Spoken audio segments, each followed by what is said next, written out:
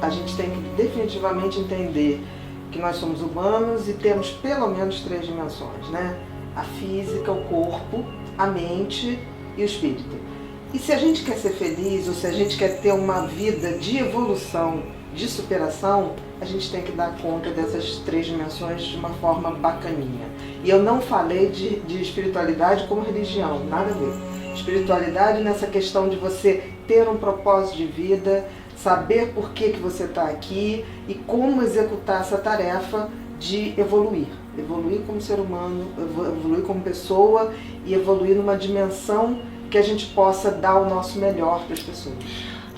Que tem pessoas que estão num grau de depressão tão grande que elas têm que ser primeiro tratadas para sair do subsolo, que eu digo, para voltar ao solo, para depois começar a fazer as coisas que vão ajudar sim, que ela não deprima outra vez. Exato. Mas você pedir alguém para fazer exercício físico para tratar uma depressão é como você pedir uma pessoa que está com pneumonia para correr na praia de manhã. Quer dizer, não dá. As pessoas têm que entender que depressão ela altera muito o físico, né? O corpo como um todo. Tanto é que altera o sono, altera o apetite, quer dizer, são marcações biológicas muito grandes.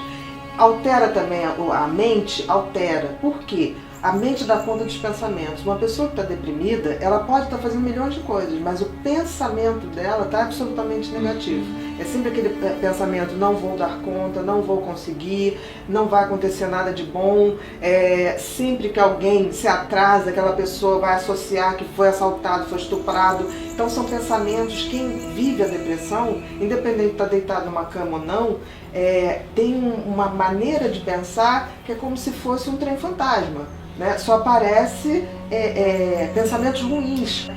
Antigamente se separava depressão em depressão inibida e depressão ansiosa. Né?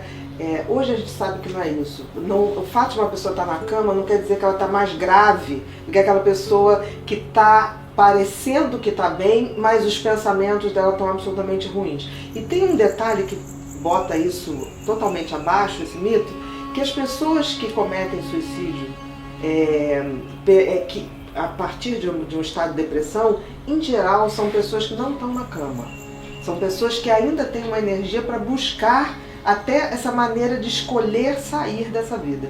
Então a gente tem que ter muito cuidado, porque aquela visão do passado, de depressão, bota a pessoa na cama, a pessoa não fala, a pessoa não se comunica, não levanta.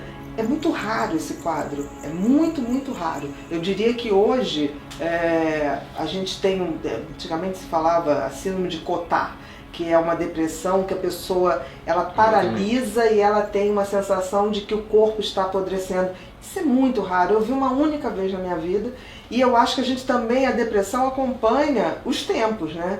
Hoje as pessoas têm uma hiperatividade em termos de fazer várias coisas ao mesmo tempo, a coisa do excesso de informação, o excesso de solicitação, até a síndrome do excesso de informação, né, que o Cury fala muito disso, que leva com que as pessoas deprimam, não mais daquela forma, mas muito mais na questão de exaustão mental. Então as pessoas estão sempre com aquela sensação, eu estou cansada, elas não têm mais aquele tesão para fazer as coisas que faziam.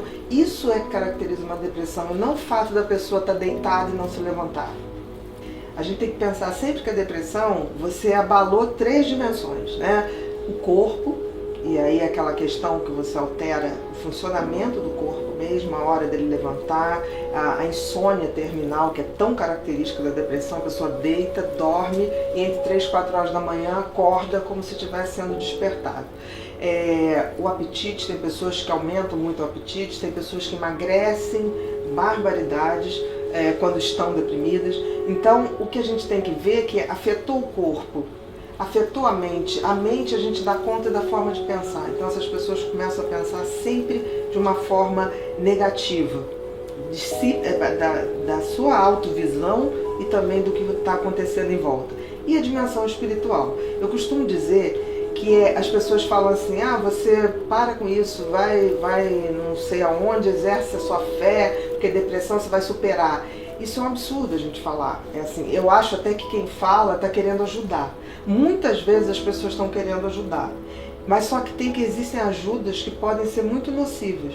porque a gente ignora certas coisas. Você dizer para uma pessoa que a depressão dela é só uma questão de fé, você está impedindo que ela entenda que uma pessoa, quando está deprimida, ela não se dá conta, né? Uma pessoa que fala assim, você não está deprimido porque você não está falando que vai se matar, você não está deprimido porque você não está numa cama. A depressão é muito mais que isso. A culpa, por exemplo, todo deprimido se sente culpado de tudo. Porque é um tipo de pensamento, é a alteração mental que ocorre. O deprimido é culpado o tempo todo.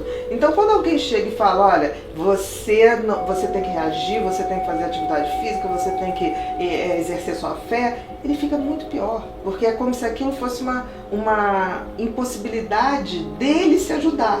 E não é bem assim. Quando você tem uma depressão, você primeiro tem que tirar a pessoa daquela depressão aguda, para que ela possa, então, numa terapia, render. Porque se você chega num estado de depressão tão grande, como é que você muda a maneira da pessoa pensar se ela está pensando obsessivamente e intrusivamente pensamentos ruins? Porque ela está ali, o cérebro está num ciclo vicioso em remoer e pensar sempre coisas ruins. Tantos casos de ansiedade. O que significa isso? Que alguma coisa está fora da ordem, né? Alguma coisa no nosso estilo de viver não é compatível com a nossa humanidade. Então, se a gente não começar a pensar que a espiritualidade é algo que faz com que a gente pense na vida, que a vida não é só isso aqui, ela transcende a materialidade e que estamos aqui não para sermos felizes, mas para evoluirmos. Se a gente não entender isso, fica muito difícil aceitar que desenvolver a espiritualidade também é uma maneira da gente tratar e se tratar. Não é só tratar a depressão, mas é dar oportunidade para que a depressão não se repita. Porque é aquilo que eu falei, um deprimido ele não tem condições de exercer a sua espiritualidade. Mas quando ele sai da depressão, ele tem a obrigação de tentar se fazer entender essa transcendência que a vida humana tem que ter, porque senão fica tudo sem sentido. Se a gente for pensar na vida como ela é, a gente nasce carequinha, sem dente, a gente vive, aprende, vai aprendendo, e um belo dia a gente começa a perder os dentes de novo, a perder o cabelo, papai morre, né? A vida humana, materialmente falando, não tem sentido. Então talvez o sentido da vida humana seja a gente dar sentido a ela. E aí está a nossa evolução. Então, assim, a minha espiritualidade não é se eu tenho uma religião, é se eu estou convencida de que eu estou aqui para dar o meu melhor e fazer o meu melhor. Bom.